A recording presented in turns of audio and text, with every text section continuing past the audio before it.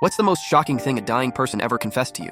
I was 24 when I got the call that my great-aunt Beatrice was dying. We'd never been close. She was my grandfather's sister, a reclusive woman who lived alone in a sprawling Victorian house on the outskirts of town. But I was her only living relative, so the hospital called me. She's asking for you specifically, the nurse said. She doesn't have long, maybe hours. I drove 3 hours through a thunderstorm to reach her bedside. Beatrice looked tiny in the hospital bed, her once sharp eyes now clouded with morphine. But when she saw me, something flickered there. Urgency, fear, desperation. "Vernon," she croaked, gripping my hand with surprising strength. "I need to tell you something before I go. Something I should have told you 16 years ago." I leaned closer, smelling the antiseptic and approaching death. "What is it, Aunt Beatrice?" "About your parents' accident." My blood went cold. My parents had died in a car crash when I was 8. Dad had been driving home from work when their car went off the bridge into Miller's Creek. It was ruled an accident. Brake failure, they said. Random mechanical failure that destroyed my entire world in one night. "What about it?" I whispered. Beatrice's eyes darted toward the door, making sure we were alone. The heart monitor beeped faster as her pulse quickened. "It wasn't an accident, Vernon. They were murdered." The words hit me like a physical blow.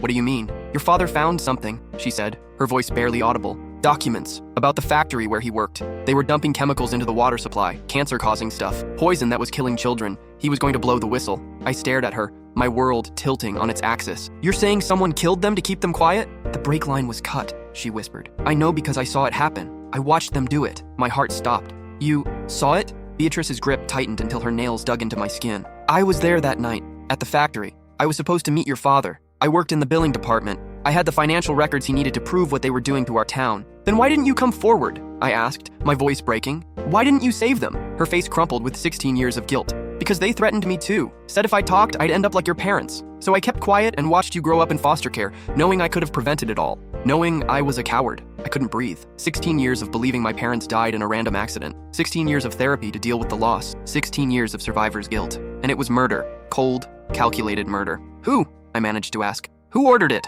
Beatrice looked toward the door again, then back at me with terror in her dying eyes. "The factory owner. But that's not the worst part, Vernon. That's not why I'm telling you this now." My hands were shaking. "What's the worst part?" She took a ragged breath, and I could see her fading. "The factory owner, the man who had your parents killed, is your foster father." The room spun. Richard Cole, the man who'd taken me in after my parents died, who'd raised me, paid for my college, walked me down the aisle at my wedding. The man I called Dad. "That's impossible," I whispered. "He adopted you to keep you close," Beatrice said, her voice getting weaker. "To make sure you never started asking questions. What better way to monitor the situation than to raise the victim's child as your own? To make you love him." Every memory of my childhood crashed through my mind. Richard's kindness, his generosity, the way he'd always deflected when I asked about my parents' accident, the way he'd held me when I cried, the way he taught me to drive in the same parking lot where he'd probably planned my parents' death. "But there's more," Beatrice gasped. I couldn't fit what happens next in this short video. Watch the rest down below.